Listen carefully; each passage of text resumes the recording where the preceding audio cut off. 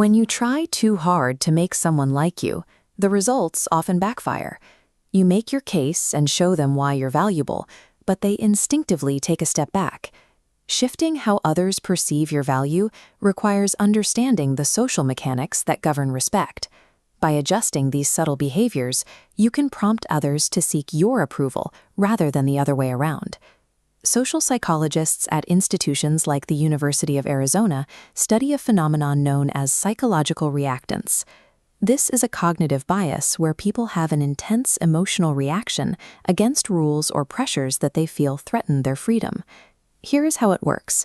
When someone feels their freedom to choose is being pressured by an aggressive pitch or a needy friend, their brain rebels. You apply a push force, and their mind generates an immediate, equal, and opposite repel force to protect their autonomy. To increase your social standing, you must stop triggering that defense mechanism. Instead, you can use these psychological responses to change the dynamic of your interactions.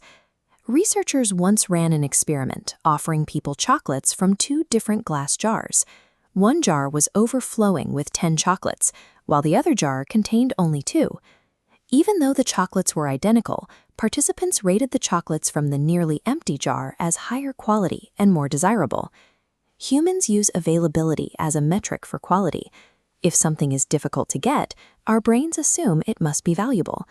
This is a mental shortcut we use to navigate complex choices. This logic applies to your personal presence. Being universally available and instantly responsive can lower your perceived worth. By introducing calculated withdrawal, you allow others to recognize the value of your time. We see a similar contradiction in how we project intelligence. In a study on self-assessment, researchers asked people to evaluate their own driving skills. This chart shows the distribution of those self-ratings. Almost 80% of people placed themselves in the above-average category. In reality, it is mathematically impossible for 80% of the population to squeeze into the top 50%. We often fake knowledge because we view a lack of information as a social weakness. We are concerned with appearing uninformed in front of our peers. However, admitting you don't know something removes the friction of skepticism. It bypasses the expert filter others use to judge you, so that when you do share an opinion, your words carry more weight. Influence is also built through psychological debt. Consider a study conducted in restaurants where waiters tested what would happen if they gave diners small, unprompted gifts at the end of the meal. This chart tracks tip increases.